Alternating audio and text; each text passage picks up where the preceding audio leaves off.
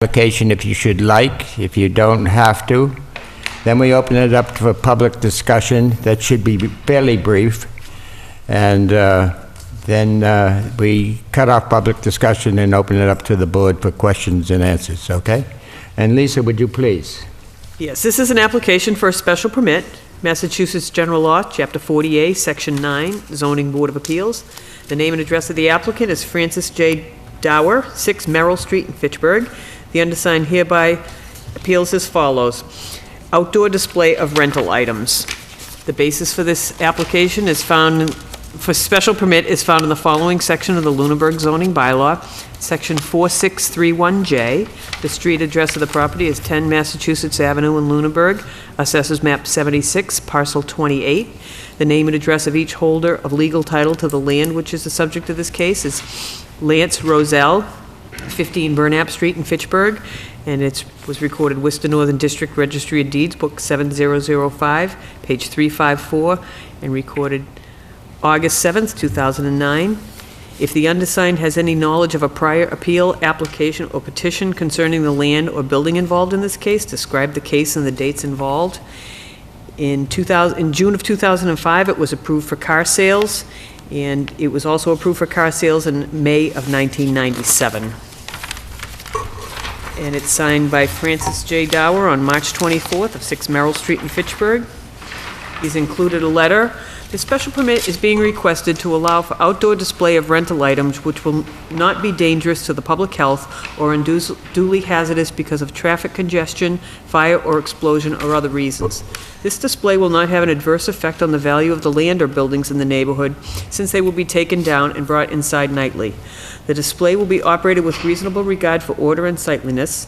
This display will not produce noise, smoke, dust, vibration, odor, heat, or glare observable at the lot lines in amounts clearly detrimental to the normal use of adjacent lines. There's a site plan showing where the applicant wants to display the wares. There's an assessor's map with a list of abutters. And a letter from the owner. I, Lance Roselle, owner of the property at 10 Mass Ave, Lunenburg, allow Francis J. Dower to place outside exhibits on this property. Sincerely, Lance Roselle. That's all, Mr. Chairman. Okay. Yes. Thank you. You're welcome. Okay, if you'd like to talk about it, you come up. You have to come up and speak here because we're on TV. And give your name and address for the record. Thank you, sir. My name is Francis Dower, and I live at 6 Merrill Street in Fitchburg. And we're just here to see if we can get a special permit so we can inflate one of our moonwalks for the side of our buildings. So when customers come by, they can actually see what we do inside the store. And then maybe have an area out front for like our small wares. So if we wanted to put like a table out there with a popcorn machine or something so our customers can see what we rent. Because right now, they really, unless you stop and take a look at our website or you go inside the store, you really may not know exactly what we have to rent. Mm-hmm. Thank you. Okay, fair enough. Anybody else like to speak, or you just... Okay, we open it officially up to public discussion, and seeing there's no one here, we'll open and then close public discussion, then we open it up to the board for questions. Gentlemen, our lady friend isn't here, so I can say gentlemen. I have a couple of questions, ahead. Mr. Chairman. On the location, the first one being that moonwalk, you've got written in here where they are. Mm-hmm. I know that's kind of like in a triangular section. Yes. Between Pleasant Street and Mass Ave. Yes. What are the setbacks? What's the size of that moonwalk you're putting in there? What are the setbacks from the two streets to make sure that there's no obstruction of anybody's view on Pleasant or Mass Ave? Okay, moonwalks are of all sizes, but we're thinking that the most obvious one to put out there would be like a bounce house, because people recognize them as inflatables. And the bounce houses are 15 by 15. To be honest with you, I don't know the exact measurements of that, but I do know that when we like over the winter time, we park some vehicles in there, we're able to get maybe 6 or 8 of our trucks in there, our company trucks, and then we had some like my truck and our helps cars. I don't know the exact size, but it's pretty substantial.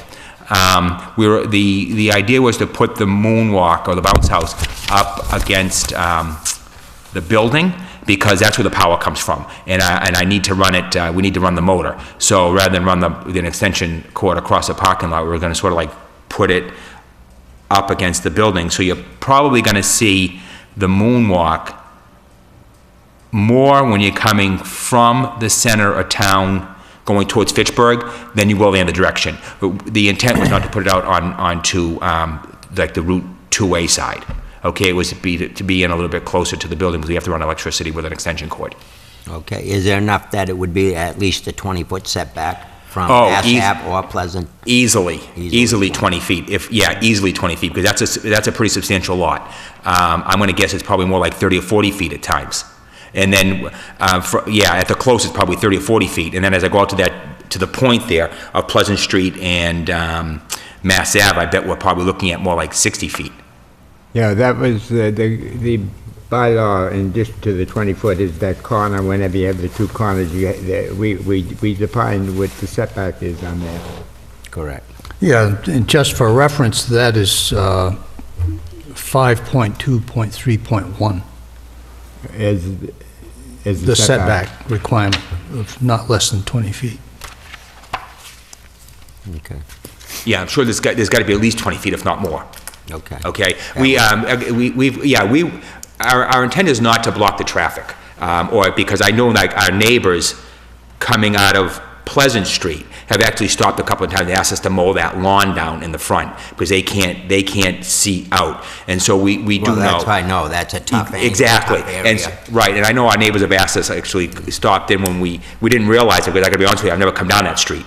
And I know last year our neighbors stopped and said, can you mow the grass down, because we have to nudge out onto Route 2A to see. And I gotta tell you, I got my truck and so I went to the street and I said, the guy's right. So we actually keep that area clean now, because I know our neighbors need to be able to see out onto Route 2A. Okay, and just to follow up, you were talking about the other section for smaller displays. Yes. Did you actually define that area by size? I'm gonna guess that, I'm gonna guess it's probably not gonna be, if we use the front of our building, I'm thinking you're probably not gonna go out more than 3 or 4 feet at tops, okay? Because if we put anything out there, maybe a table with a buffet table with a popcorn machine, or it might be maybe one of our lawnmowers that we're gonna rent, or a rototiller, all that small stuff, because our customers actually park in front of the store also. So we can't put anything big in front of it, because our customers wouldn't have a place to park. Okay, so you're gonna put a series of items, though, not just one item a day? Yes. So it may be 4 feet by what? Well, we have, the store is split in the middle, so if you take a look at the picture of the storefront, we have a door in the middle. So it would probably be like in front of like that one set of windows, so I'm gonna guess that's probably 15 feet. And then we have our door, and then we have our other set of windows, so we might be looking at about 15 feet, and then another 15 feet on the other side of the door. Okay, so you're actually looking to take 2 sections, 4 by 15? On the Yes. side of the window area? Yes, Okay, thank you. you're welcome. Could you consider conditioning that? Well, yeah, I would, but not Okay, want to let other people Fair enough. comment. good.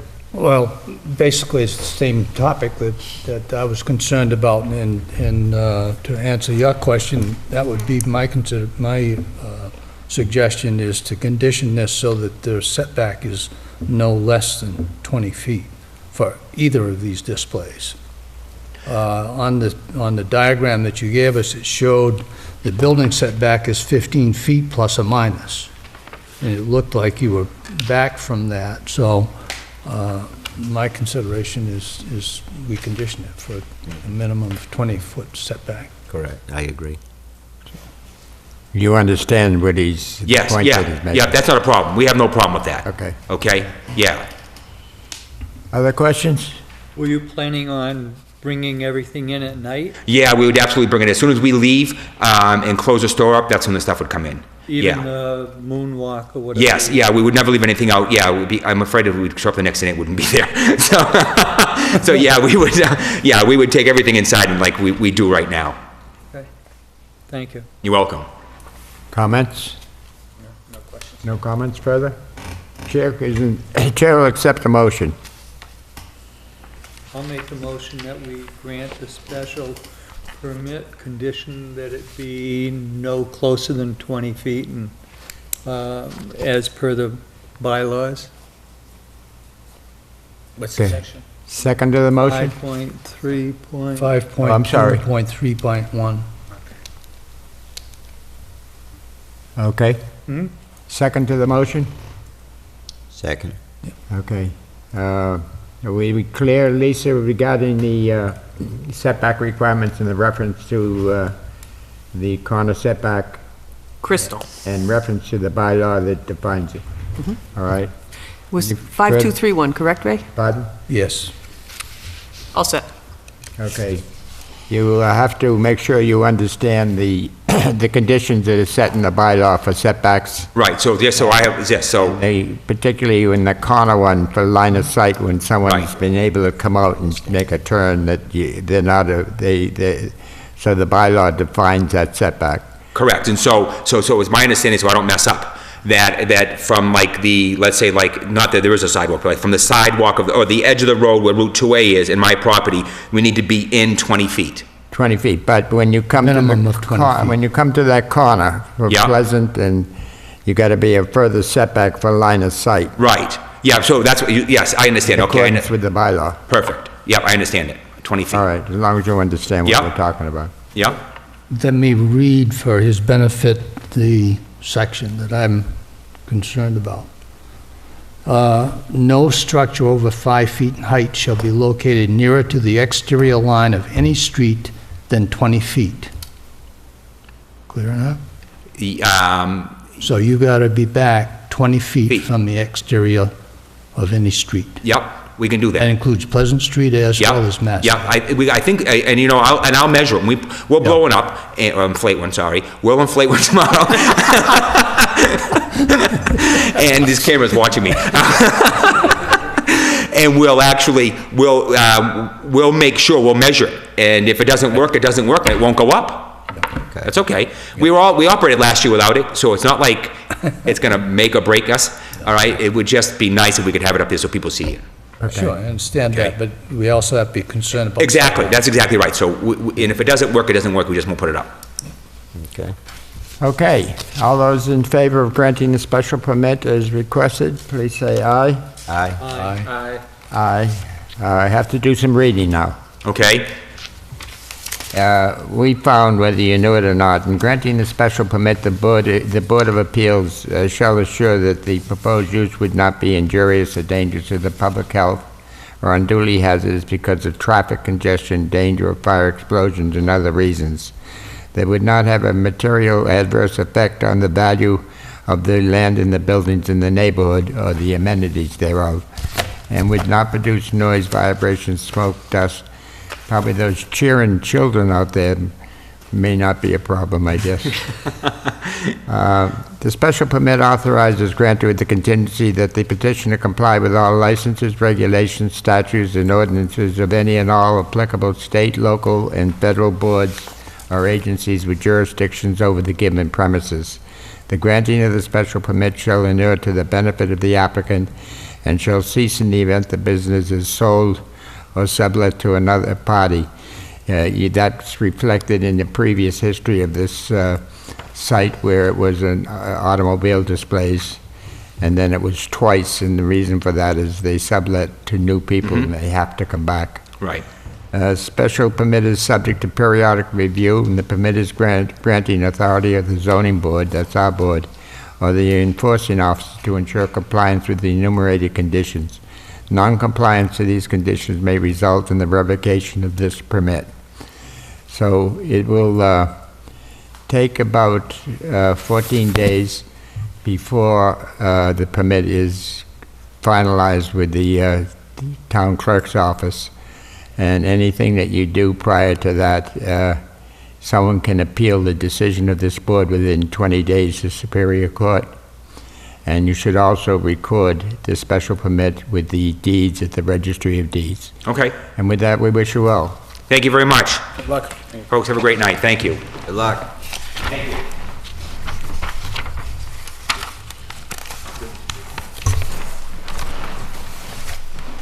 Yeah, we got some rest period. Something's wrong. We let that go too fast. That's right, you gotta slow them down now, they're gonna take a half hour.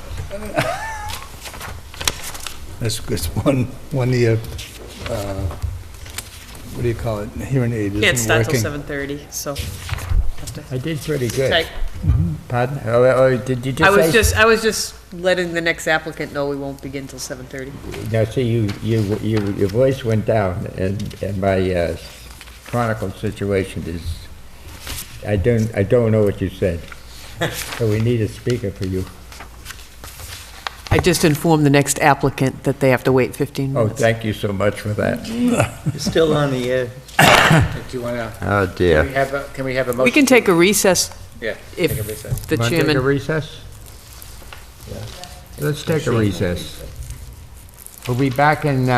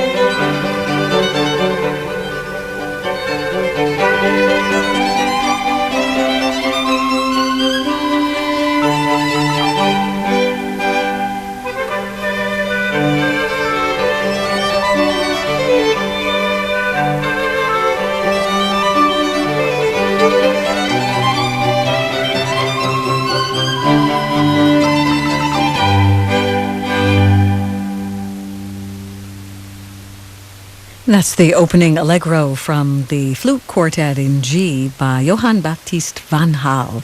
That was Uwe Grode playing the flute with the Yanaki String Trio here on 99.5 WCRB. I have something wonderful for you next. Don't forget, coming up at 8 o'clock, it's Schubert's Fifth Symphony. That's the Symphony at 8. James David Jacobs is with you for that. It's the Royal Concertgebouw Orchestra, Nicholas Harnoncourt conducting. Here now is Francesco Davalos and the Philharmonia Orchestra with the Serenade No. 2 by Johannes Brahms.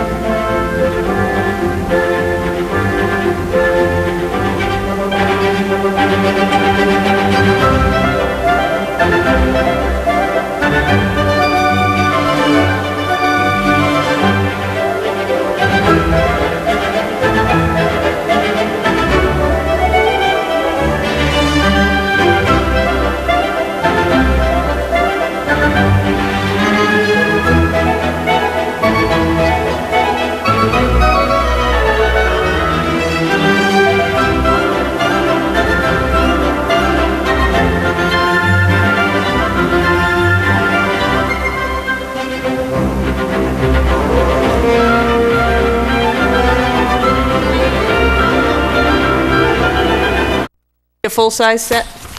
Probably at some time. Good idea. If you need to say something, the walk will be shorter.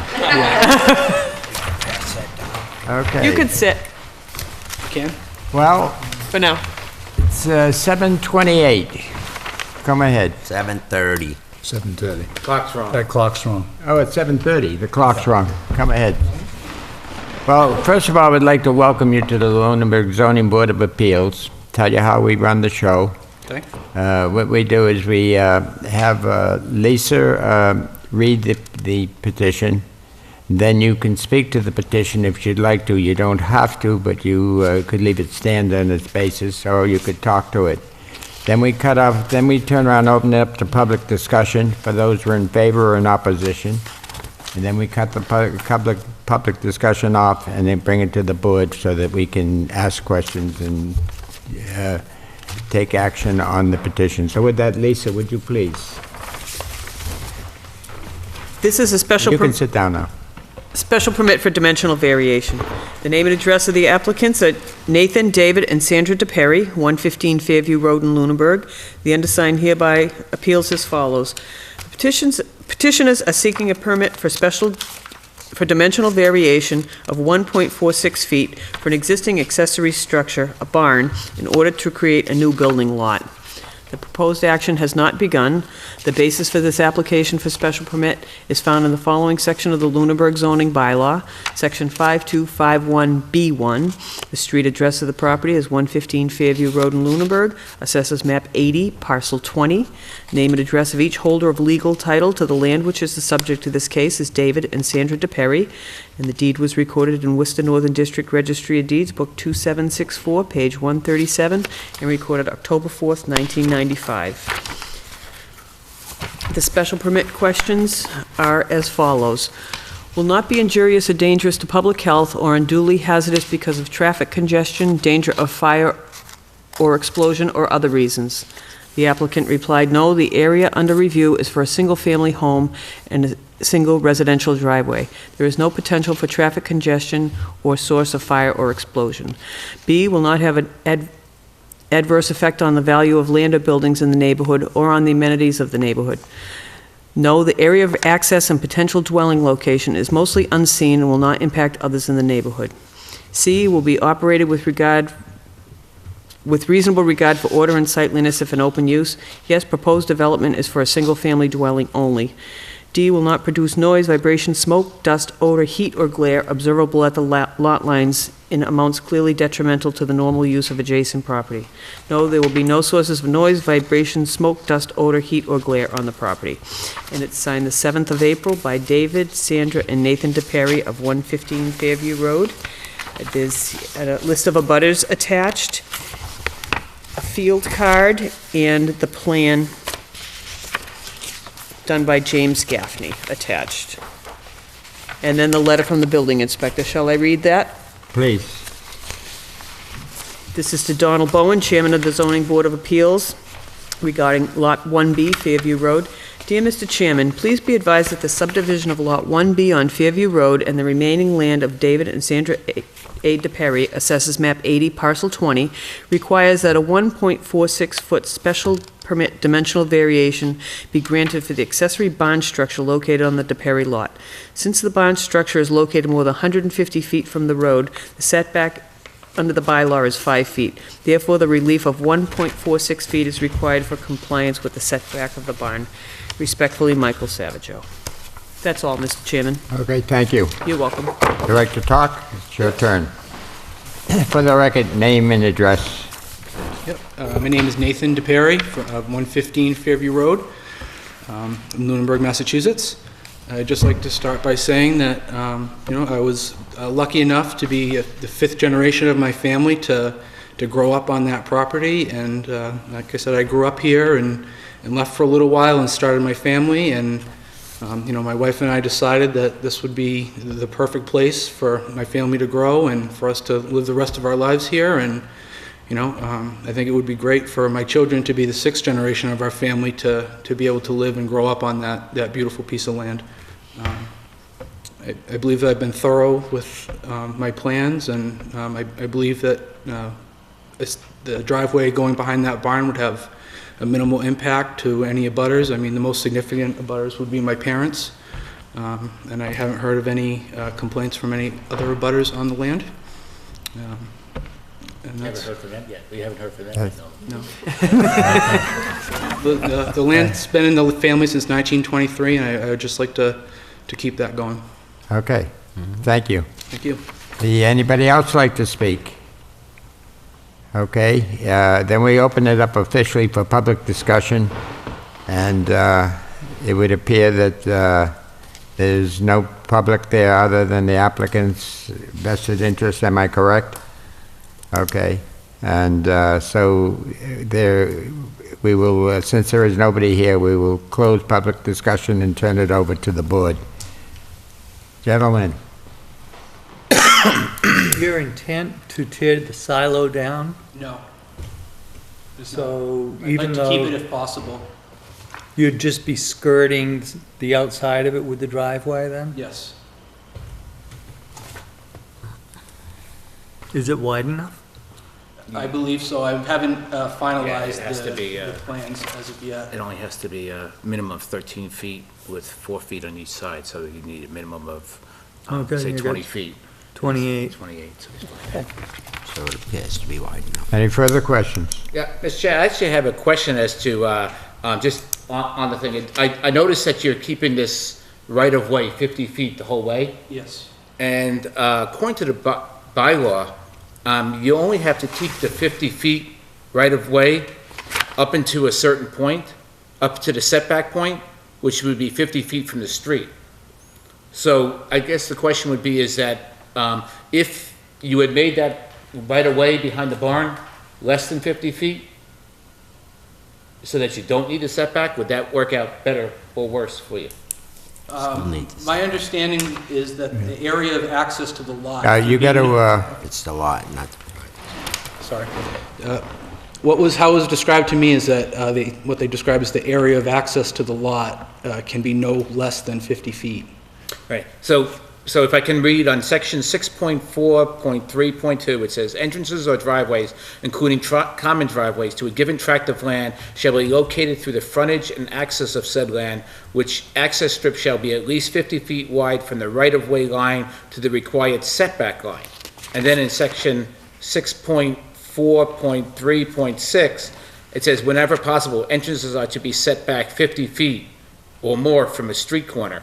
So I would look at it as it only has to be 50 feet up into the 50-foot point, and then it can become narrower from there. I think you're mistaken. I think when they're talking about from the corner, they're talking from a street corner, Okay, 50 feet down so that you're not close to where streets intersection, do you know what I'm saying? yeah, So they're talking 50 feet down, they're not talking the length back, okay, or it can narrow. And he would still need it because you're talking about the variance going with the special dimension going with the land, not the driveway where it, you know what I mean? It wouldn't matter if the driveway was 20 feet wide or 50.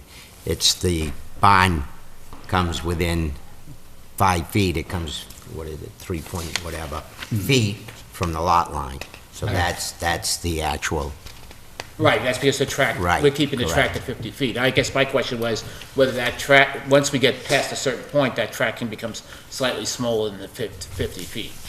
except that if I'm on the same page as you, 5251 would come out that's the required side yard if 150 feet or more, which this is, greater than 150 feet. He has to have the 50 feet because he's got more than 1.5 times the acreage for the lot that he wants to build on. Okay, So he does go beyond according to 5251, 150 feet or more from the exterior line of any exterior line or street. And this becomes the exterior line.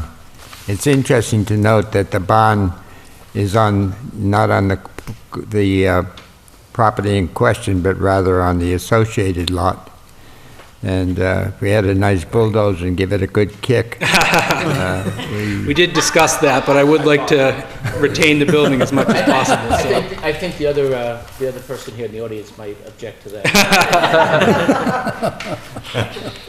Mr. Chairman, I went down to the site and I took a look at it. I mean, the 1.46 feet that they're talking about, I think is insignificant based on, the layout of what they're asking and what they're trying to achieve. So I'd be inclined to give it to them.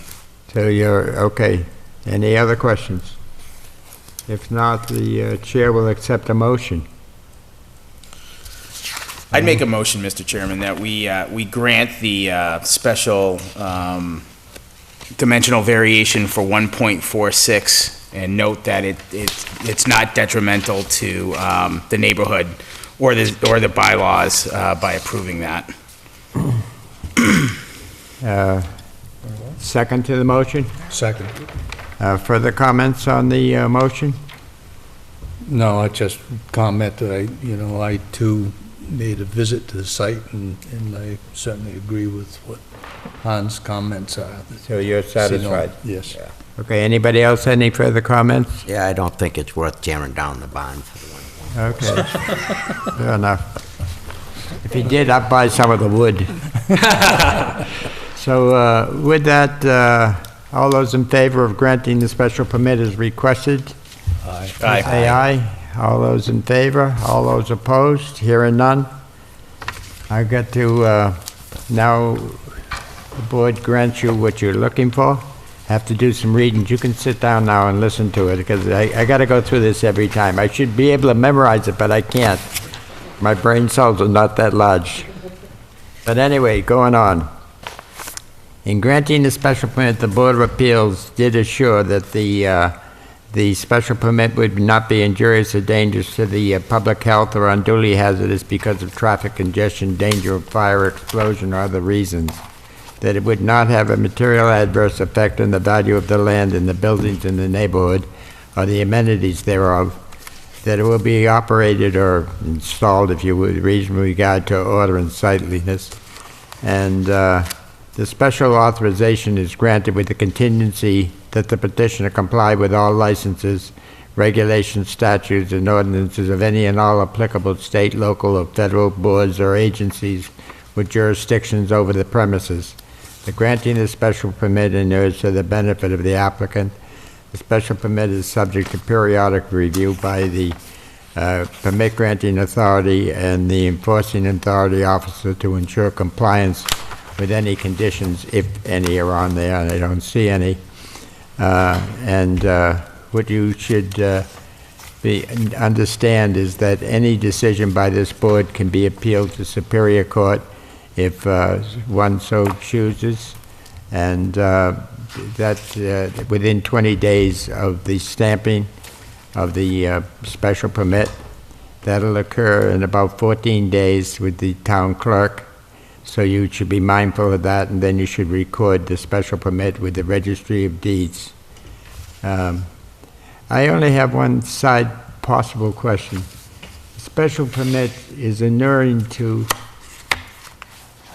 not the buildable lot, but the lot where the barn is on. Is that that's a bit, we got to make sure we define what we're giving it. You do have to, yes, you got to go with. Yeah. So it should apply to the lot that the barn is on that gets the grace period, not the proposed lot. And when I first read this, it would appear that we were creating a non-conforming lot, and that would have been a most difficult thing, but it's not what's occurring in here. So I reread it and straightened my brain out. So with that, we wish you well in your new endeavor. Thank you very much. Good luck. Thank you very much. Thank you very much. Mr. Chair, can I propose a recess for 15 minutes? I think it's time to recess. I think we set another record.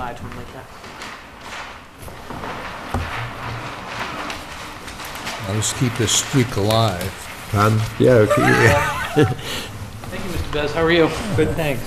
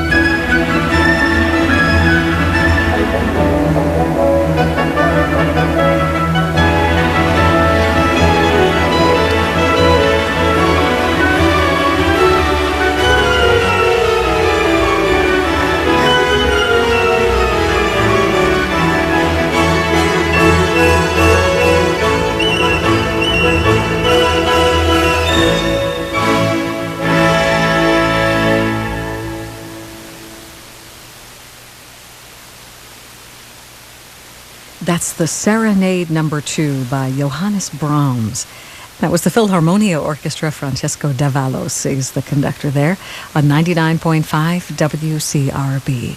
I'm Kathy Fuller. Coming up at 8 o'clock, James David Jacobs is in. He's got the Symphony at 8 tonight, the Symphony Number 5 by Franz Schubert with Nicholas Harnoncourt conducting.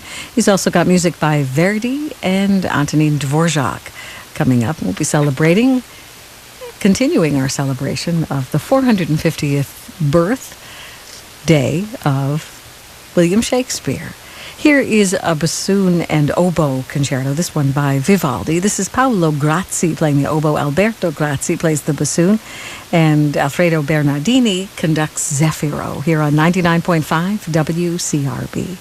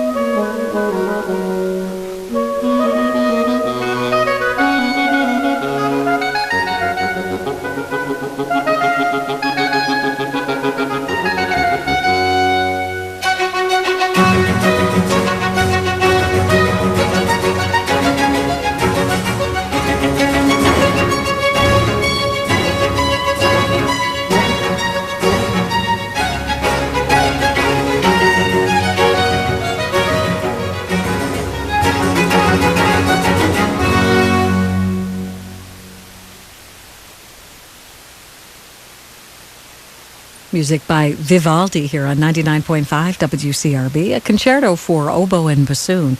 Paolo Grazzi playing oboe, Alberto Grazzi playing bassoon, with Alfredo Bernardini and Zeffiro here on 99.5 WCRB. Well, every week we like to let you know about a CD that has come to our attention that really kind of radiates, and this one does. It's called Sojourn, the very best of Zhui Fei Yang. The Chinese guitarist has released a new recording, and it's our CD of the week. You can learn all about it at our website, classicalwcrb.org. Here's something from this. This is Plum Blossoms in the Snow. Huang Ji is the composer. The transcriber here is Gerald Garcia. And the guitarist, Zhui Fei Yang, here on 99.5 WCRB.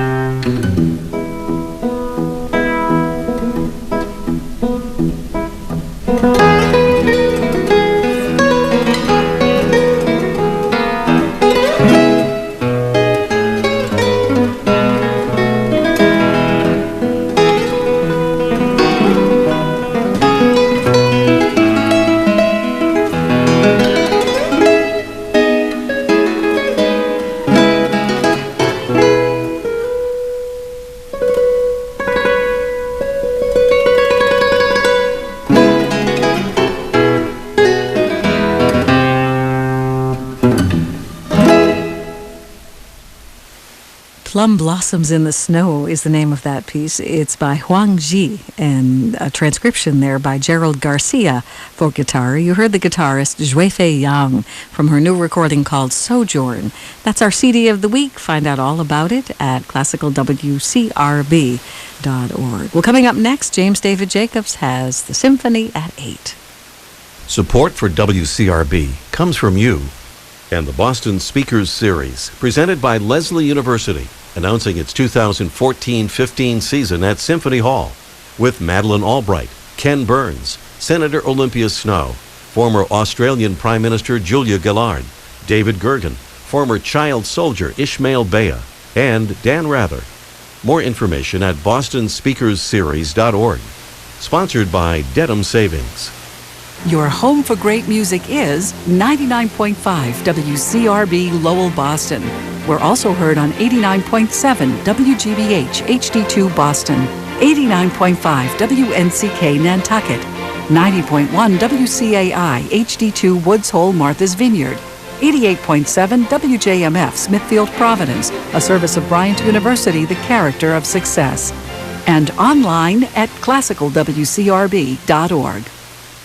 Good evening, James David Jacobs here with your Symphony at 8, 1 minute. If you should like, then we open up to public discussion for those who may be in favor or in opposition to the applicant.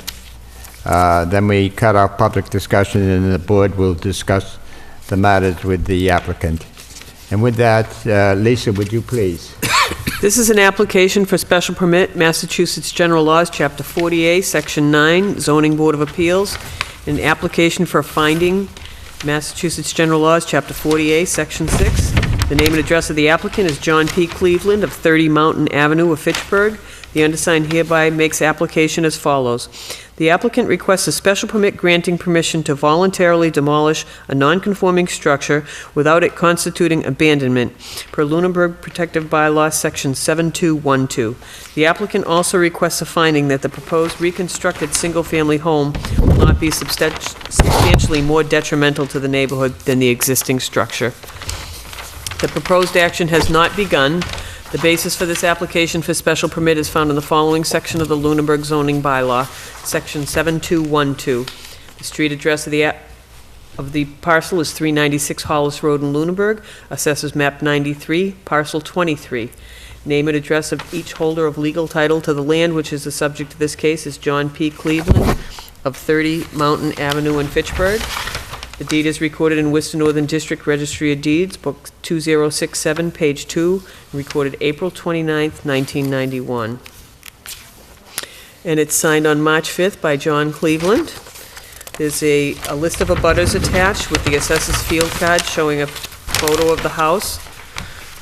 There's a letter attached by David E. Ross Associates. Dear board members, this letter is written to provide information in support of a special permit for the above referenced property.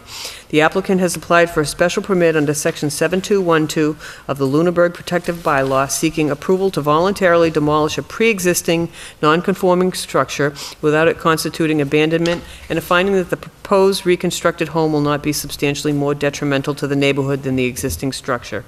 The existing non-conforming .42 acre lot is accessed by Hollis Road. According to assessor's records, the existing structure was built in 1948 prior to the adoption of the Lunenburg Protective Bylaw. The applicant proposes removing the existing structure, which is in poor condition, and replacing it with a new, structurally sound, energy-efficient structure with a slightly larger footprint. Site plan number L12182Z shows the location of both the existing and the proposed structures and their relationship to property lines and its existing site features. And then it lists all the offsets to the property lines, the existing footprint, and the total increase. Shall I read all those, or? Shall I read? No, I'm going to move on. Please. The proposed reconstruction would have been permitted before the structure became non-conforming. We believe the new structure will not be substantially more detrimental to the neighborhood than the existing non-conforming structure. Therefore, we respectfully request that the board review the application material and grant the special permit and make the finding, thus allowing the applicant to proceed with reconstruction. We look forward to further discussing the project with you at the hearing. Very truly yours, David E. Ross Associates, Inc., by Gary A. Shepherd. There's a locus map attached, and there's an architectural rendering of what the new home is going to look like, and a footprint and the plot plan showing the existing and proposed. That's all, Mr. Chairman. Thank you, Lisa. You're welcome. With that, if the applicant like to talk, it's your time. You have to get up here with the microphone, and if you can put that, I think it's probably better in this direction over here. It seems to be where the cameraman gets you the best. I think about there, that seems to work, I think, for everybody. That's good. That's good. Good evening. For the record, I'm Gary Shepherd from David Ross Associates, here on behalf of John Cleveland, who is the owner of the property. As Lisa said as she read the application, we're looking for a special permit to allow the voluntary demolition of a pre-existing non-conforming structure according to your bylaws, and also a finding that the new proposed structure is no more detrimental to the neighborhood than the existing structure. All of the offsets were listed there. They're also listed on the map, the plan to one. Just grab it because I can't see quite that far. As long as the public can see it after during the conversation. Certainly, I'll put it right back up. Okay.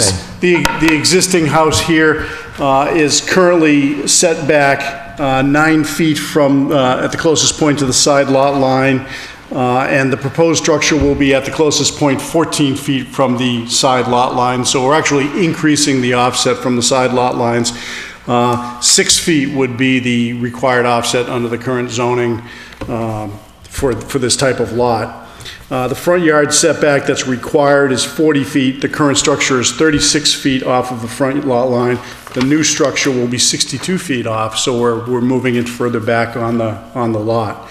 Rear yard setback, 20 feet required. The current structure is 157. The new structure will be 120, so it is being pushed back a little bit.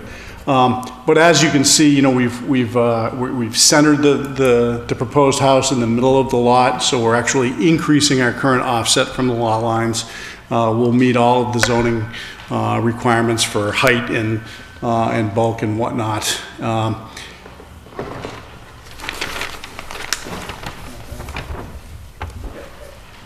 As you can see from the diagram, we're not building a 5,000 square foot or 6,000 square foot mansion here. It's a fairly modest, attractive house that fits into the neighborhood quite well.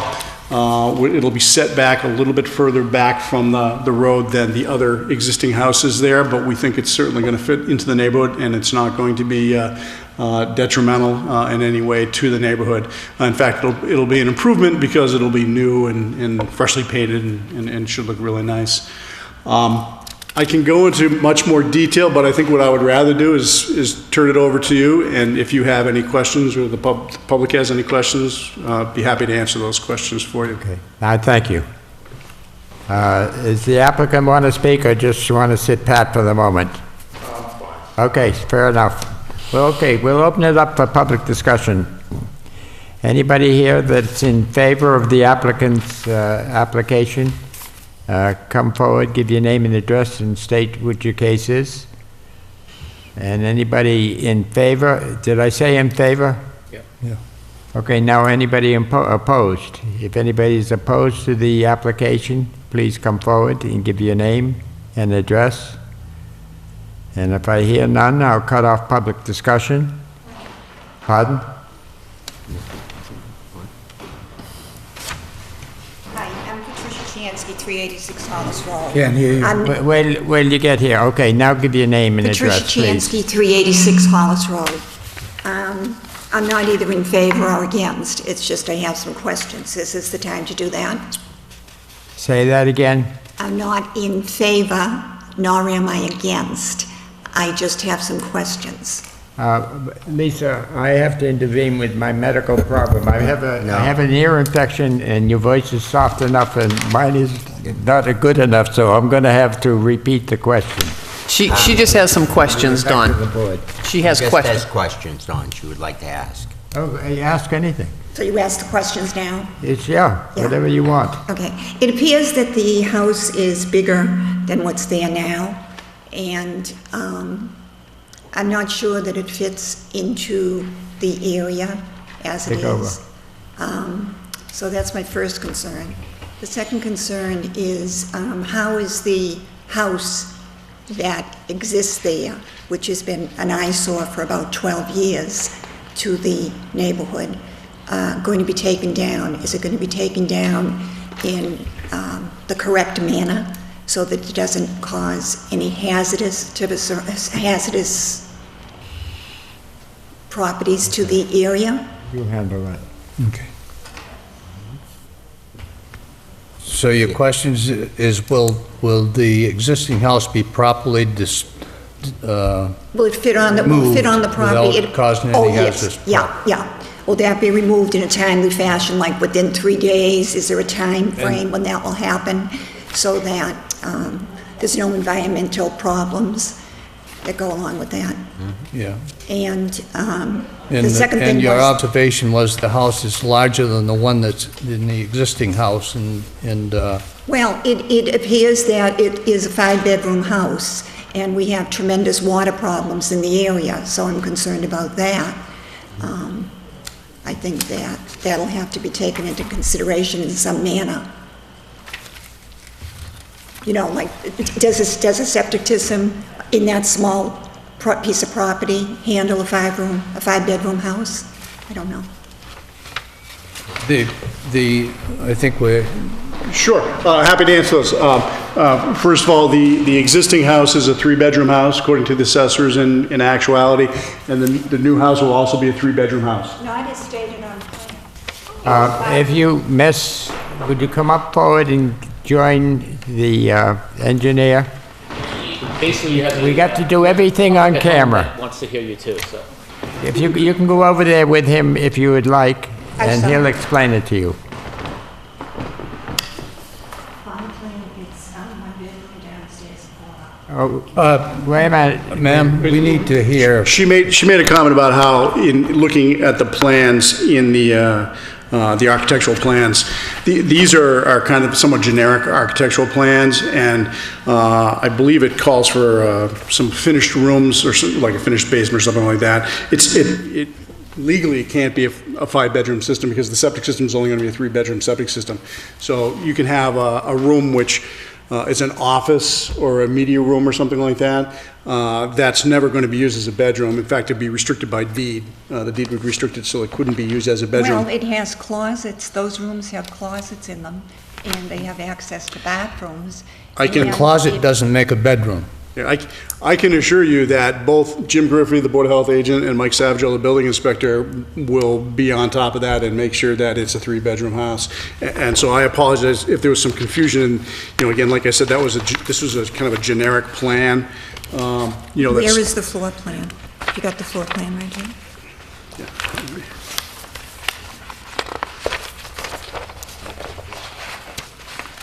I mean, right there it says bedroom on the first floor, bedroom, bedroom, bedroom, and bonus room, there could be another bedroom. Let him go. And that has 2 closets in it, and this could be a bathroom right now. It's a second floor. That's correct. It's a second floor. This particular house could be configured such that it has that number of bedrooms. It will not be. Again, this is just a diagram from a No, catalog. but that's the size of the house and how it's laid out. What else would the rooms be? Well, they don't necessarily build all of these internal walls, number one. And number two, there may be, like I said, an office space or On the second floor? I can assure you that there will be 3 bedrooms and 3 bedrooms only.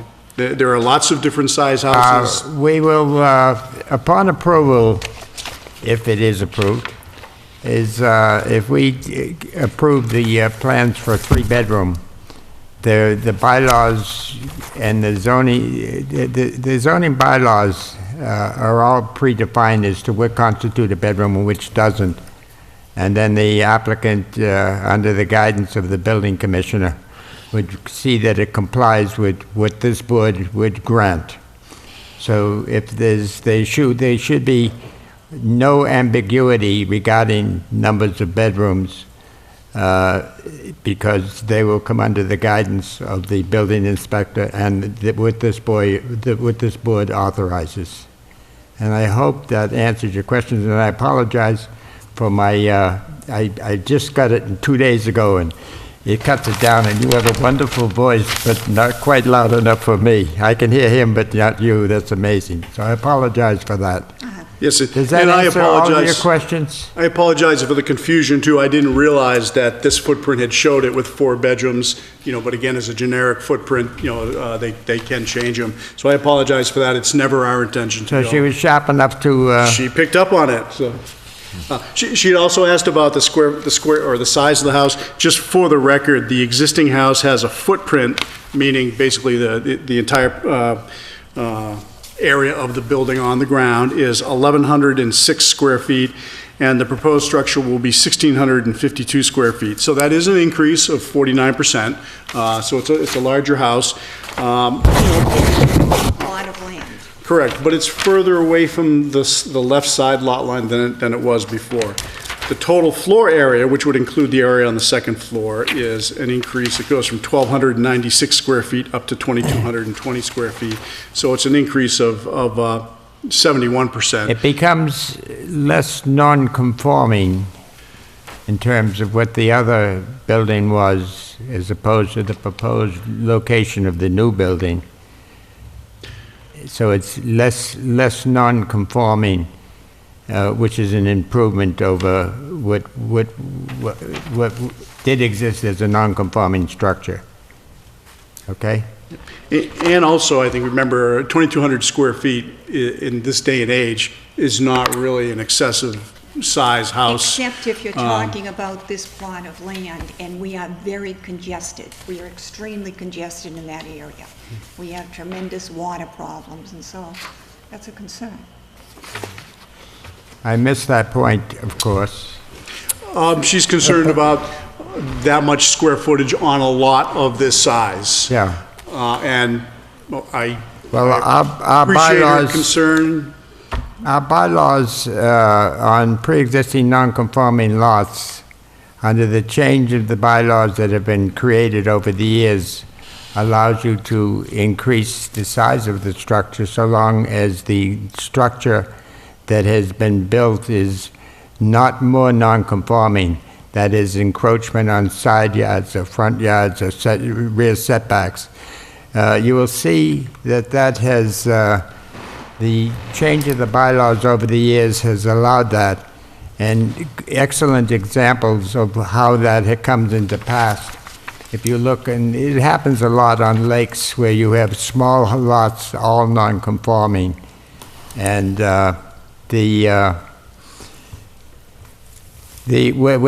people have come forth and then put on that non-conforming lot fairly substantial buildings within the proper compliance with number of bedrooms to septic systems that exist.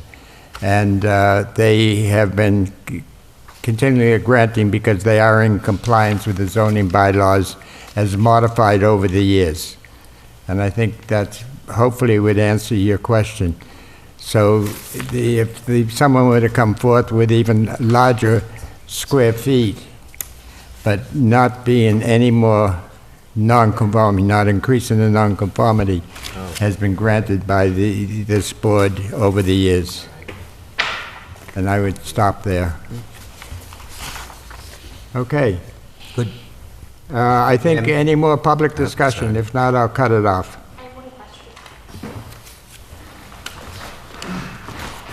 My sidekick might take over Yeah. if you got a gentle I'll try voice. to, it's high pitched, but I'll try to talk I loud got for yours. you. I think Okay. you're in my range. All right, good. So I'm Christy Smith. I live at 400 Hollis Road, right next door. Did you give your name? Christy Smith. Thank you. You're welcome. And the question that I have actually, if you don't mind to come up, is actually on the That microphone, you unhook it. bring it Now, right with take it in your hand. Go over there. So my question is just on the side structure, because this, I know, is going to be further from my house, but this has gotten significantly closer. So the shrubbery that is the privacy barrier between the two houses, is that going to be ripped up? the current zoning offset for a accessory structure is 6 feet, or actually it's 5 feet minimum and 6 feet is proposed. I don't know exactly where the shrubs are located in that case. I guess I would have to defer to the owner on that, is in terms of whether he was planning on removing those shrubs or keeping the structure on the inside of those He shrubs. has to get up and speak to you if he wants to talk. You get right over with the crowd there. I'm not much of a public speaker, but, Me either. well, what I'd like to do, first of all, I'd like to say, your concerns about a 5-bedroom house, you don't have to worry about that, because I don't even need 3. The reason Could you I'm- address the board, please, so we Sorry. can hear? Yeah, the reason that I'm building... We're as important. Not I know you more are. important, as important. The reason I'm building a larger house is because of the water problems. One of the reasons is I want to raise the foundation up out of the ground some and make it a crawl space and use the extra space for storage is what I need. Ideally, that is the footprint that I'd like to build because it suits my needs. It's a garage, a 2-car garage, and it gives me extra storage where I'm going to lose the cellar space. If that's any help to you on that. As far as the bushes and everything go, no, I mean, the bushes are there. Yeah, so those Yeah. are not coming down, it'll be on the inside, because that's kind of like right on our. Right, Yeah, right. the nice privacy with all the trees. Yeah, you got bushes and I got bushes Right. right together in that. Right, sort of it me- kind of splits the line, Yeah. yeah, so those will all stay. Yeah, unless you wanted me to put a fence down there, that's fine too. Okay, so there'll be privacy though either way for the black. Sure. Yeah, we could actually improve that situation by putting a real nice privacy fence down through there, if you wanted to. I mean, that's, Okay, I don't think that's part of this discussion, are we but- satisfied? Yes. Come ahead. Hold up, we got some more conversation. Say that before she starts. What we should say. You're on. Hi, there's a pool also proposed. Can you hear me? Say again. No, you're talking to him now. He can hear you There's clearly. a pool proposed. A pool. So you were speaking about a privacy fence. Is that the fence for the pool? I didn't hear that either. Yes, there has, if you have a pool, you have to have a.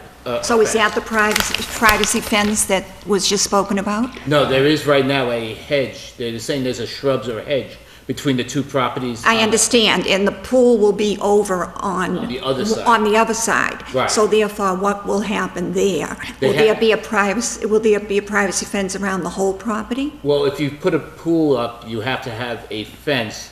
It depends on what you have to have a fence to keep folks out from the pool. And what kind of a fence is that if it's an in-ground pool? It has to be at least 42 inches tall. Is that chain link or a privacy fence or what?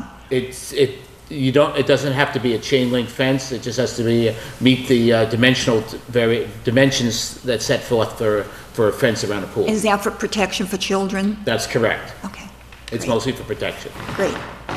Okay. I should point out too that Mr. Cleveland isn't even sure that he's going to build a pool right away. But when we started this process, he said, at some point, I may want to put a pool in. And so when we did the site plan, just to make sure we were being completely transparent and to get the input from the building inspector and everybody else, we put the pool location on the plan to show that if he does put one in, it will go here. And of course, if he installs a pool, he will have to follow all the local bylaws and the state laws relating to the safety and installation of Probably saving pools. yourself a couple of bucks in the process of getting done ahead of time. Right, exactly. And that makes some sense. So that's not going to be applied in this initial construction. Is that right? Correct. But there's also no zoning issues with it. It completely meets the Everything's zoning. in compliance. Right, it would be completely in compliance. Understand. Mr. Chairman, I just have a quick question. ahead. It's in related to that shed that's proposed relocated.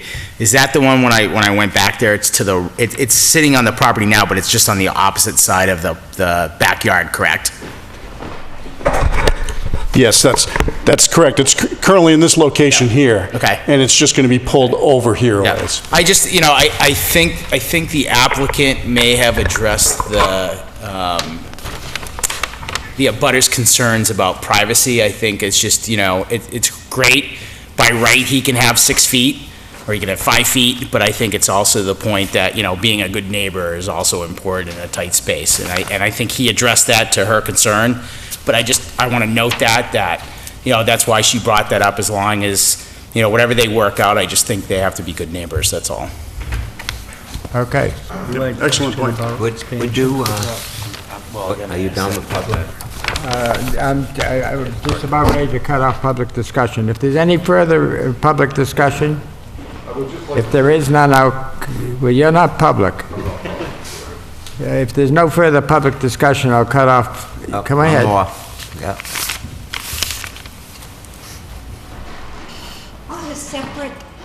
On the separate sun porch?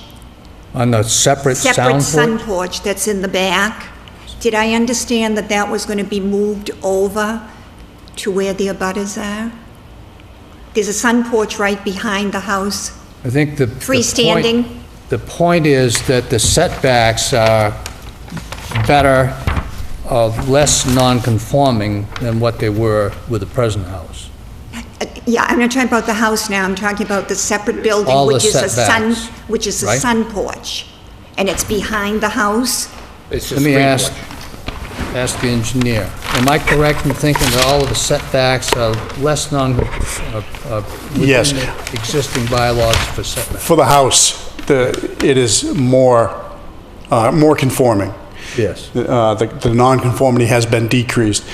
When she's saying the sun porch, this shed here is actually like a screened shed type, cabana type. So that's what she's referring to here. It's going to be moved over, and it actually is more in the center of the lot now. So it's going to be closer to the side lot line than it currently is, but it still will meet the required offsets. Conforms to the current setback requirement? Yes, it absolutely will conform to the current zoning. A question. Did that sun porch have a permit? You don't need it? Say again? The existing one? Don't know, but the new one will have a permit. The new one Yeah, but will. shouldn't it have to have existed on the property correctly? Like that Should would have, be, but I don't know whether it does or not. I don't know, do you know? Because I never got a notice.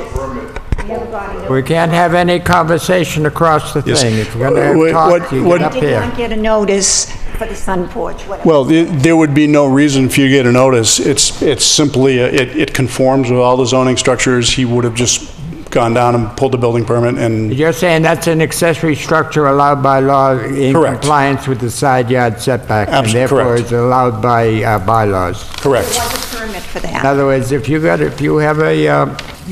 a shed, you could have a couple of sheds on your property, Sure. but they got to conform to the 5-foot setback from the side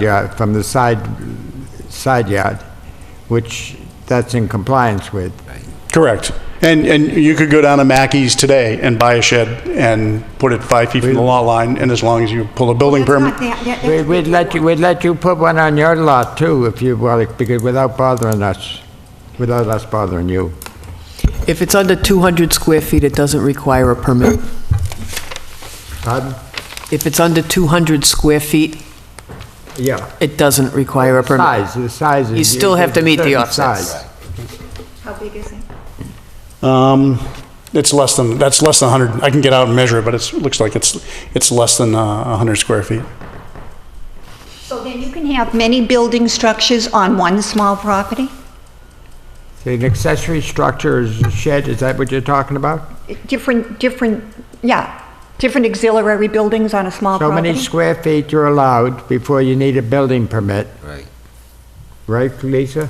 Yes. And It's then. got to be 200 square feet, it's got to be 5 foot off the side lot. Well, even if it doesn't, if I understand correctly, even if it doesn't require a building permit, it still must conform to our setback requirements. 5 feet, yeah. So that, all of the new structure will conform to setback requirements in the bylaws. Okay, I didn't realize you could have so many building structures on a small piece of property. Thank you. And unless you're in violation of zoning, you can get a special permit, and that's all you really need. You don't need to be here. Okay, is there any further discussion from public discussion? If not, we'll cut off public discussion and come to the board. Gentlemen. Would you just address the septic system? I certainly can. The existing system is, there's a septic tank right about here and one trench that goes back in this direction here. It is in definitional failure. By definitional failure, I mean it's sitting in groundwater. It is still operating, but it doesn't comply with current Title V. Septic testing has been done back here further in the lot. A septic system has been designed and submitted to the Board of Health. It's being acted on at the meeting in about 2 weeks, I believe, and presumably they'll grant a permit for that. So as a part of the construction, the new septic system will be installed in the back. And they didn't find any issues with it? No, we're putting in a Presby Enviro septic system, which is one of the new alternative leach fields that they have. And one of the benefits of that is it enables us to reduce the size of the mound. It does a better job treating the sewer than a conventional system. Therefore, you can reduce the size of the mound. So it's going to be less intrusive to the neighborhood and less visible to the neighborhood than a conventional system would be. That's what the discussion 2 weeks from now will be. Presumably, they'll approve that because they do, because it's a better system. It treats the sewage better. But obviously, you have to have a Title V permit to go ahead and do this. Correct. Okay. Thank you. Okay. Any further questions? Is it at the board now? It's back to the board. Can we cut off public? I have a comment. I guess that one of the concerns that I had with the application is that the lot size is undersized, but it's a pre-existing non-conforming lot. I looked at when I did the site visit, my observation was that the new house is going to be an improvement over the existing structure in a number of ways. First of all, the obvious one is the looks compared to what's there now. But also the setbacks all meet the current bylaw requirements, and the house will set back further than the neighboring houses there too. So I took that as a plus. So in my mind, all things considered, I saw this as an improvement over the existing structure, even though it may be a smaller lot than what would be required for a buildable lot today. Okay. Other comments? Mr. Chair, my only is, I have to agree with the woman that spoke earlier. My concern is over bedrooms. Is the what? Is over, I understand it has to be a 3-bedroom, but the way this floor plan sits, it looks to me like a 5-bedroom home. Well, and I understand there's a certain definition for a bedroom. However, the way it's outlined in this plan, it shows it as 5 rooms that are 5 bedrooms. Doesn't if he were to build multiple rooms and had the requirements that define as a bedroom, and if they are there, then they are a bedroom. It's not it's not a silk purse, it's a bedroom. Right. So if he gets goes for a permit for a septic system, for a 3-bedroom septic system, and then remember other boards come into compliance, well, there'd be an absolute denial if he created, while we weren't looking, a 5-bedroom house. He wouldn't get what he needed because of our requirements. Our requirements say that a bedroom, you forget rooms, and they're defined, and you know how they're defined. Is that correct? It's got to have a window. It has to have a closet. Yep, and a certain number of square feet, which I don't remember. And so many square feet. Right. And if all of the 5, he would be in non-compliance with the regulation for to come forth here to get a 3-bedroom house. Now, there's sometimes that you can turn around and have a room with a window and a closet. But if the archway wasn't a door, it was a full archway that you couldn't put a door in, that is not defined as a bedroom anymore. So these are the characteristics, so that if it disturbs you, which is rightly so, that conditioned upon to be a three-bedroom house in accordance with the rules and regulations, the appropriate rules and regulations for defining bedrooms. Okay, yes, like I said, that as, from my understanding of what's defined as a bedroom, Yeah. and how it's defined, and how you explained it, this layout is a 5-bedroom home. Well, okay, then if I understand that, I understand the if you feel setback. that you gotta Italy Bay. redo drawings, and then we continue this meeting. Only have a limited amount of square footage in this house, which is like 2,200 square. Right. It's not, if you put in 5 bedrooms, you wouldn't have a lot of room. You know what I mean? Yeah, other living rooms, dining room, you know, different things. So again, it is, the septic system defines it along with our own building codes. Part of the issue here is you sort of have a putting the cart before the horse thing, in that in order to get final architectural plans, it's fairly expensive. And so oftentimes the homeowner doesn't want to spend the full amount of money to get a set of architectural plans drawn up, only to then get rejected at a board and then have to redesign things and pay again to do it. So they would rather get approved based on sort of a generic plan before they pay the money to have the final plans drawn up. When the final plans are drawn up, steps will have to be taken to address those bedroom issues, because not only will Mr. Savageau look at that, but I assure you the Board of Health will look at that very, very carefully. This is one of the issues that they have all the time, you know, especially like you, Mr. Bowen had mentioned those lake lots where there's an existing small cabin, and then the next thing you know, someone's building a gigantic house. So Jim Gariffi at the Board of Health is very thorough at inspecting these things and making sure that walls are not in place, or the building is structured such that it cannot be used as a 3-bedroom house. Now, you can sit and say, well, after the building is done, someone could build an illegal bedroom. Well, yeah, I suppose someone could, but they're breaking the law in doing that. And one of the things that's going to be required of this is that the Board of Health is going to require that the deed have a notice in it saying that this is a 3-bedroom house, so that it'll be public record that it's a 3-bedroom house. Any future buyer will know that it's a 3-bedroom house, and that it can only be used as a 3-bedroom house.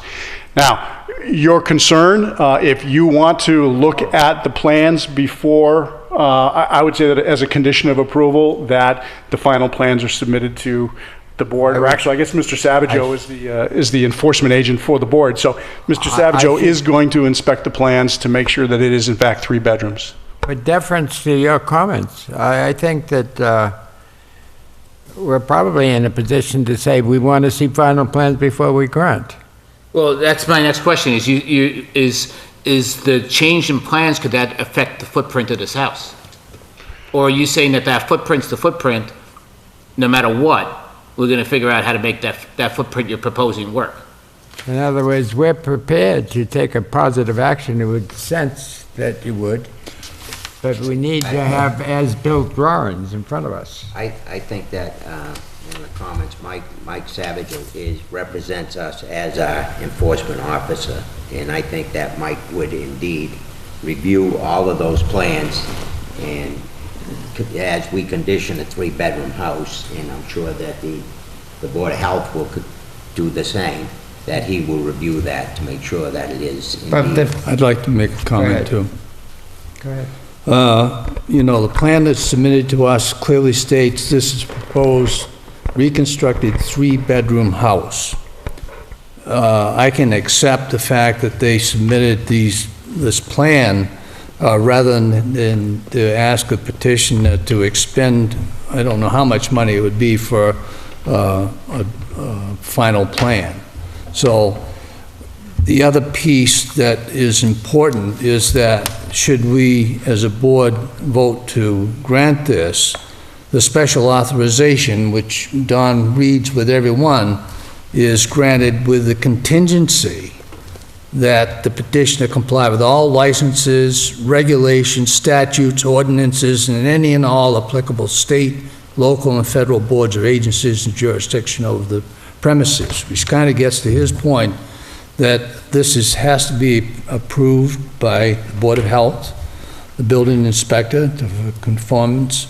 And so, as Al said, he's our representative, and so I'm fully confident that that will take place. Okay, so I guess my question now is for us is that, are we confident that the footprint that we're seeing on this piece of paper is the footprint? The footprint that he's presenting here conforms with all our bylaw requirements, setback requirements. Yeah, but it's not as an as-built. It doesn't necessarily have to be an as-built, because you're going to have that many rooms that you're showing here contained within, so that represents, if it's 3 bedrooms, it represents smaller additional rooms that probably wouldn't come into realization based on the end plan that the petitioner wants. Am I correct in that thought process? Well, I'm sorry, I have plenty of friends in California who have 4 or 5 bedroom homes that are under 2,500 square feet. Yeah. So, I mean, that part I don't have I mean, that could be done. I'm just wondering if right now we're looking at it, and I can get past the idea that the plans we're looking at are proposed plans, and that must change and be altered to make sure that this is not going to be anything more than 3 bedrooms, or could not be made into anything more than 3 bedrooms. I'm just trying to make sure that the proposed foundation plan that we're looking at is indeed going to be the foundation plan. You know, what stops it from saying in the final plans that now that moves over a little bit more or expands in the front more a little bit? Because this is what we're approving. Okay, Right, that's what I'm and asking. that's what Mike's job is when he reviews the plans, is he reviews the plans and he reviews your decision and says, is this plan commensurate or does it comply with their decision? Okay, I just was making sure that, you know, based on making sure that I was under the same understanding as everybody Otherwise, else. anybody could do that. We'd have to get the plans from everybody once they actually built or did anything. Okay, I'm fine. The other question would be is for the leach field, the proposed expansion area? When we do a repair for an existing occupied structure, we don't have to design a full reserve area. So there isn't one designed for this, although obviously there would be room to do another one here, or you could take out the old system, or you could take this system out and put a new system in its place. But for an existing structure, you only need one system. Okay, and what is the plan for the existing structure, the foundation today that's there, or the existing structure that's there today? What's the proposal for removing the foundation and things of that sort? I know that we're supposed to comply with things, but is it look to be just left there, or is it going to be? Oh, no. It'll be removed, and I'm assuming that the town has demolition bylaws as well, or demolition guidelines. And again, Mike will be involved at that point in time and see that's followed. I can't give you specifics because we haven't chosen a contractor yet who may have different types of equipment, but obviously it'll have to be disposed of properly and in compliance with state and local laws, and the foundation will be removed and it'll be backfilled with clean fill, not with rubble or anything like that. Okay. Again, this paragraph. I'm just trying to get that woman fuzzy, as they say. I guess I have a further question. You just opened up my mind. My hearing has improved. Okay. But are you suggesting that the plan submitted here, if I overlap one on the other, this is a house that is presented to this board as what you're going to build? There's going to be that many rooms in this configuration. In other words, I would expect, I guess I would expect to see the final plans of what's actually going in. Because the geometry of the physical size of the building you're going to put up isn't necessarily these dimensions. It's some other dimension. No. It will be those dimensions. My experience with various ZBAs and is, when I put this plan together, what I am proposing is this box here. Yeah. Okay? And that's what you are approving, is this box. This board doesn't have jurisdiction over the number of closets we have, or the number of bathrooms that we have, or the number of electric fixtures or light sockets. But it will be, this print as I'm seeing it here, absolutely not 1 inch difference in the footprint. In the footprint. In the, This footprint. the building inspector, This. Yeah, but what about, we don't see what's going on, we don't see what's on the second floor here. Well, it's just looking at the footprint only. Now, it doesn't describe here the elevation. Well, unless I missed it. there were elevations included with that. The building inspector is the one who makes a determination on whether it's a de minimis change or a part of the normal construction process. For example, if, let's say, because of the size of bricks in New England, the chimney ends up being 2 inches wider than was shown on the plan, Mike has the ability to say, this is a de minimis change. It's still 15 feet away from the lot lines. Yeah, I wouldn't want to approve something here that when the final product, and I guess I'm in agreement with the young lady that I can't hear too well, but... Well, I can address that because I've been in situations before. It happens where between the time of the approval of the, between the time the ZBA approves it and the ultimate building, circumstances change and the person decides to change the footprint of the house. And then what the building inspector looks at it and either has to say that, yes, this is what was approved, or no, this isn't what was approved. And if it's not what's approved, he will direct it back to you, and it'll be in front of you again for an amendment. Most of the times when people come down, and it happens a lot, and I spoke to the issue earlier, that pre-existing non-conforming lots used to be very restrictive. You couldn't do anything with them, and through the change of the bylaws, it opened it up to say that for the higher use of land, that so long as you don't make it more non-conforming to where it lays on the property, then to build out and up is perfectly fine. But it seems to me, although I always subject to misunderstanding, that almost all of the plans that have been submitted to us are the plans that the property is going to be done. So the only thing that we're approving here, since we don't know what the building is going to look like internal. We only know its footprint only. And do we also show the actual height of the, I don't believe we do that either. We're just showing the footprint. But that's the building inspector's... I understand, It's but not a height. but usually when Not people a come request. forth, they're more informing of saying, this is what I'm going to buy, these are the specifications. This is, and I like your box, it's the second time I heard that. You build a box and then you add little boxes around it, and that constitutes the building. That's the second time I heard that approach to defining what a building is. So you're saying, give me a permit for a box, and don't worry about what I'm putting inside, and I'll conform to the requirements or the bylaws of all of the other agencies that come to play here, including the building inspector. And that's fundamentally what you're asking this board to do. Am I correct? It doesn't sound as nice as I would have worded it, but essentially, yeah. I mean, I think there's well, obviously, you're finding, in addition to finding our offsets, you're finding that it's no less detrimental to the neighborhood than to the existing house. So it is within your right to ask questions such as, what's it going to look like? Because if we're building something that's horrendous looking, then that may not be no less detrimental to the neighborhood. So this is why we provided you with facade drawings of the house. Now, it would be nicer if it conformed and it just happened to be a 3-bedroom configuration, then the young lady and I would be happy, I think. Mr. Chairman, if I may, Yes. I mean, it looks as if, from looking at what you provided in terms of architectural plans, even though they're tentative, and what you transposed on what's in front of us now and these architectural plans is the same footprint. That's correct. And you could have hypothetically had an office in the front and an office on upstairs on the second floor.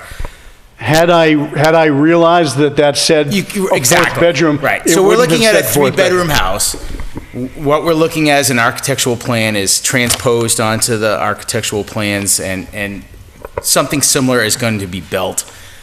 Specifications, 3 bedrooms, no more than that, in the footprint what you have on the plans, because that's what we're going to approve. And I'm confident that, with Mike and the Board of Health, that it'll be built to the way we approve it. And also, he's not here asking for other variances. He's not, where you're talking about, the height.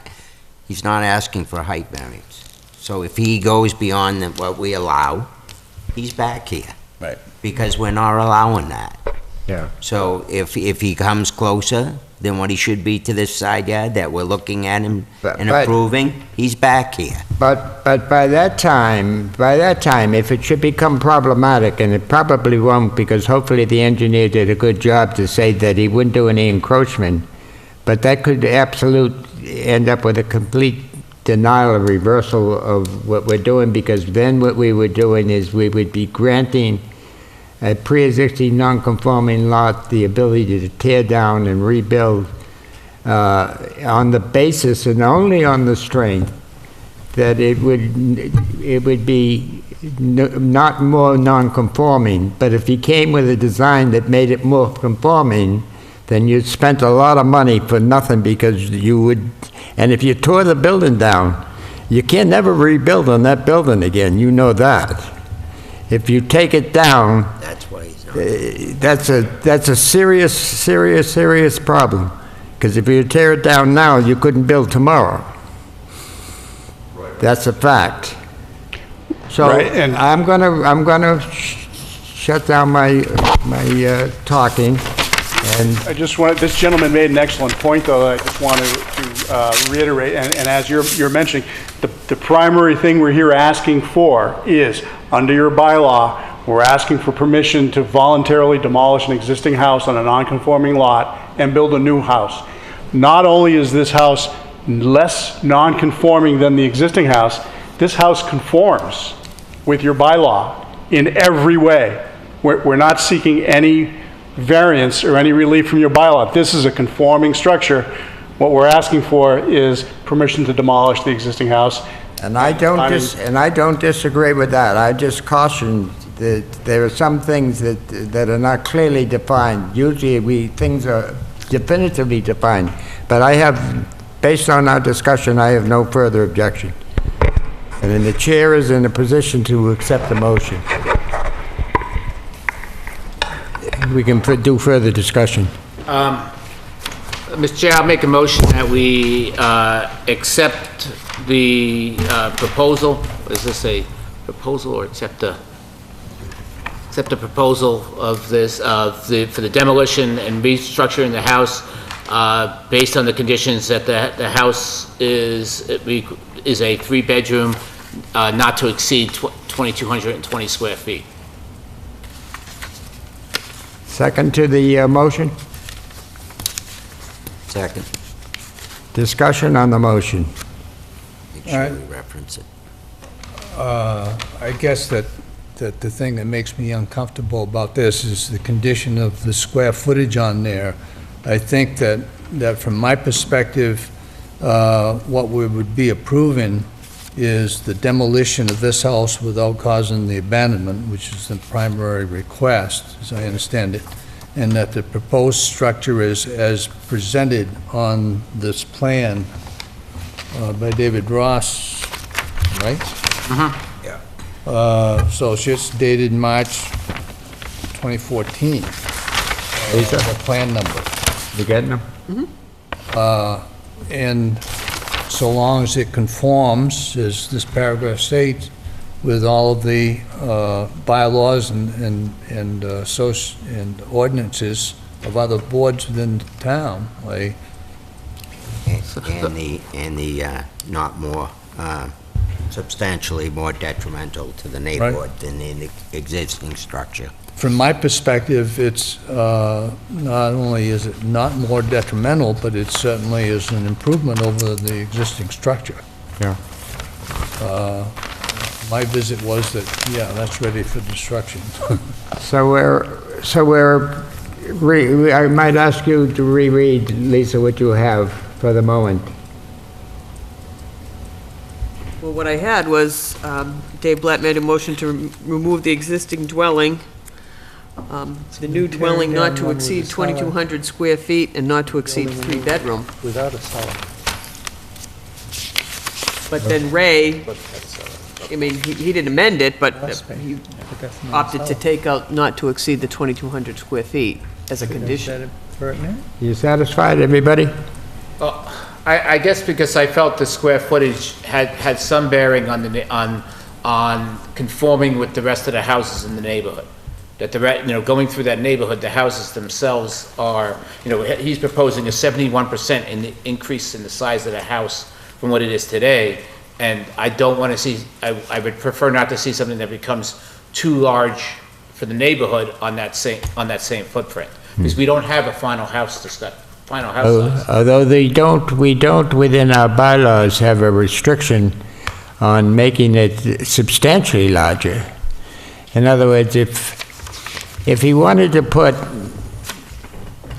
from 2,000 to 3,000 square feet on a lot, so long as it was not more non-conforming, that is respect to side yard, rear yard, front yard, than it currently is, that 3,000, if someone came in front of us and said, I want this, put a 3,000 square foot,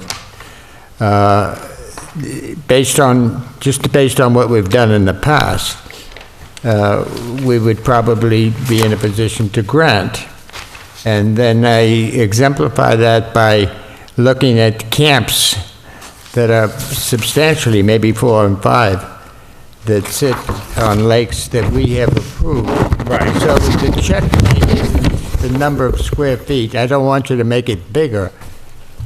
It can be as big as it can conform with, and I'm sure the person that's building it would want to comply with the neighborhood. I look out, when I first, there were little camps across the lake, little A-frames, and now they're beautiful Taj Mahals sitting right across one after the other. So I wouldn't want to, for the basis of this, you can define what you want, but to say, I would deny you if you wanted a little more, if you come in front of us or the next person, to make that as a checkmate to restrict the size of replacement houses. Okay. That's my only comment.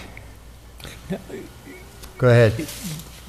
He's replacing the house with one that also has a garage, whereas the present house does not have a garage, so that's included in the footage, the 2,200. Is that correct? Not the garage itself, living spaces. The 2,200 is living space, but the footprint number includes the garage. Yes.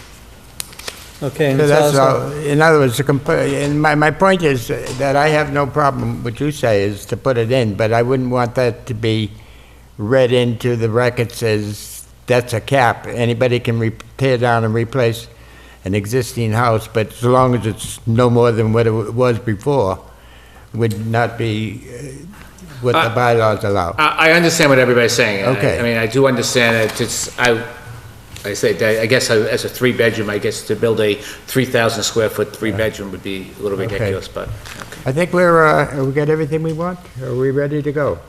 Ready. All those in favor of granting the, I'm not sure what it says now. What are we Yeah, I'm granting? not quite sure what it says either. go ahead, reread it.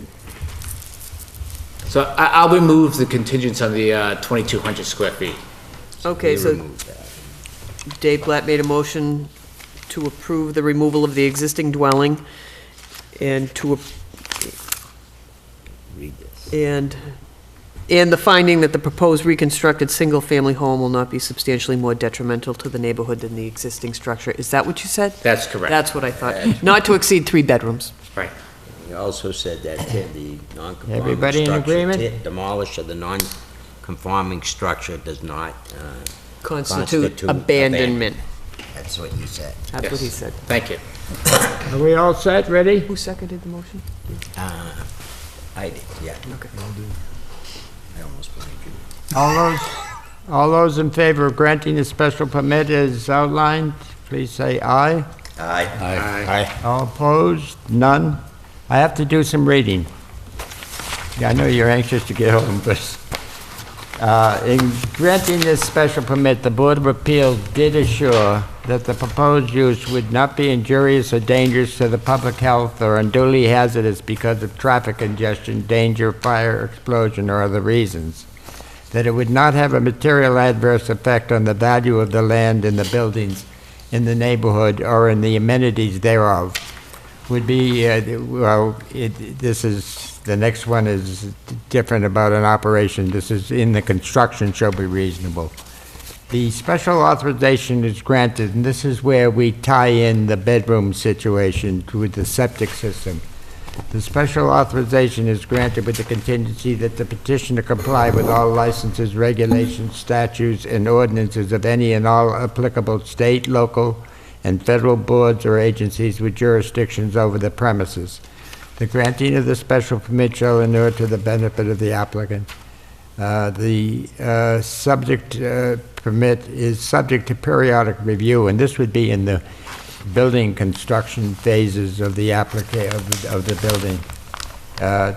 So it can be reviewed by the permit granting authority, which is this board, or the enforcing officer to ensure compliance with the enumerated conditions. Non-compliance to conditions may result in a revocation of the permit. The next thing is to be advised that any decision of this board can be appealed to Superior Court, and within 20 days of the day that it's stamped at the town clerk's office. The town clerk's office will be done in about 14 days. Should be stamped, the special permit, and we advise you to record the special permit application granting with the Registry of Deeds. And with that, we wish you well. And I hope we answered all your questions. Thank you. I can almost hear you from here. It's improving. Thank you. Thank you. The chair will accept the motion to